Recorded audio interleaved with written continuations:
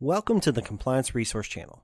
Compliance Resource is a source of compliance assistance for financial institutions across the country. In this video, our Director of Training Services, Kelly Owsley, is going to talk to you about some major updates in the world of TRID. For those of you who have been missing discussions regarding TRID, well, today you're in luck. We're going to talk a little bit about TRID.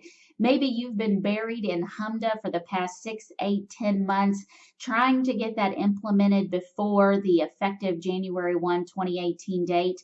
We're going to turn your attention to TRID for a little bit, maybe give your mind a break from HMDA for just a few minutes. The reason we're bringing up TRID yet again is many of you all recall we received a proposed change to TRID back in July of 2016, and we've kind of been anxiously awaiting when these proposed rules would be finalized. Well, that day has finally come. We received final rules for TRID amendments on Friday, July 7th, 2017. So we will, over the next year, be considering these changes and these amendments to TRID. Now, two things you want to take into consideration as a financial institution. One, what's the effective date for these changes? And two, what all is included in these amendments that we need to take into consideration and get implemented? Well, let's first talk a little bit about the effective date. When this final rule came out on Friday, July 7th, basically it had kind of a two-step process for the amendments. Number one, it goes into effect 60 days after being published in the Federal Register. Now, that date hasn't come yet. It will come fairly quickly that it gets published in the Federal Register, and then you can comply 60 days after that date with these amendments. Now, the good news about that is there's some great elements in this final rule that you do want to take advantage of within a 60-day window. So, some good news there. Now, they've also set a mandatory compliance date of October 1 of 2018. So, all of the provisions in these final amendments will need to be met by that date, October 1 of 2018. So, kind of a two-step process as far as implementing these amendments. So that will be to the advantage of many of you. Now, what all is included in this amendment?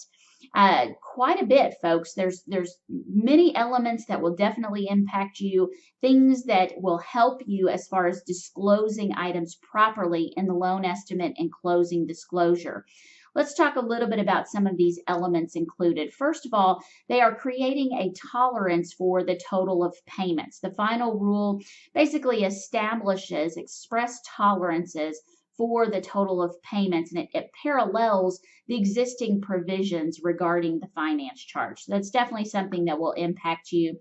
In addition to that, it provides guidance on sharing disclosures with third parties, with others that are not associated with the transaction.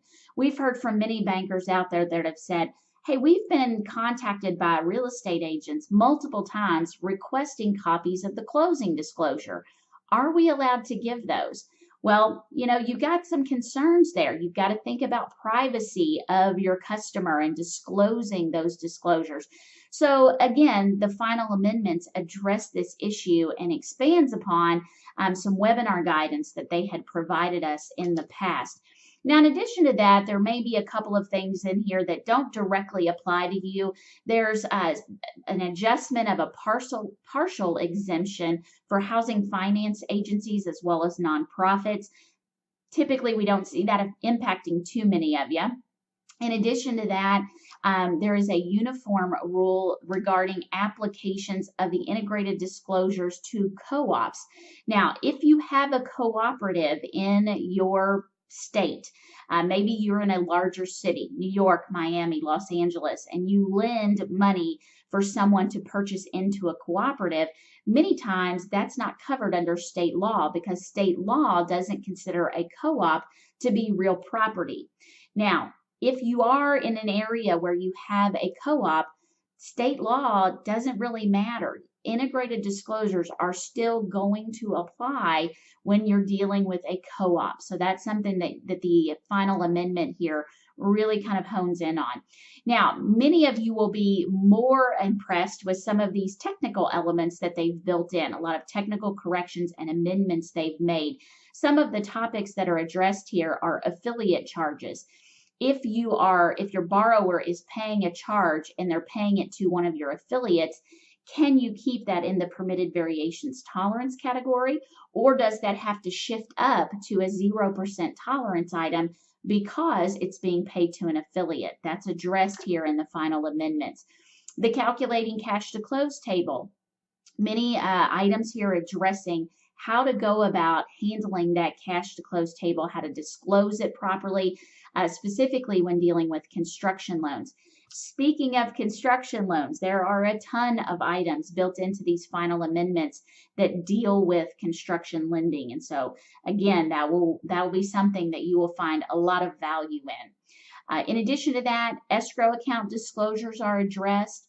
Expiration dates of the loan estimate. That's a common question that we receive here at Compliance Resource.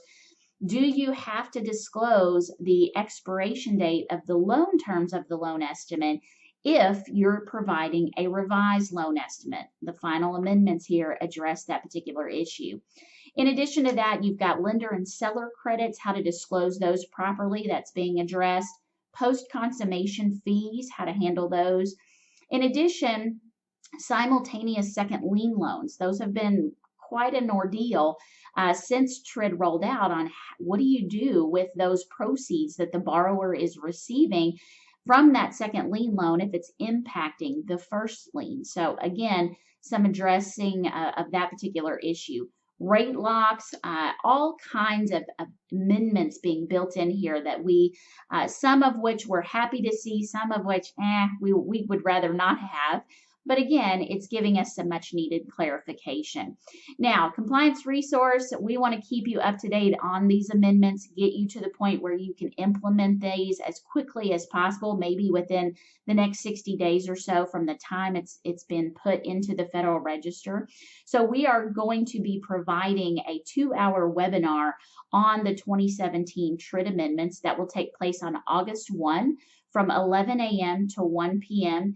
Eastern Time. And if you take a look at the description below, you'll find a link that you can click on to register for that webinar. Again, it's August 1 from 11 a.m. to 1 p.m. And Jack Holzknecht and I will be taking you through these final amendments and getting you up to speed in order for you to comply. Thank you all for joining me. We'll see you August 1st. Thanks.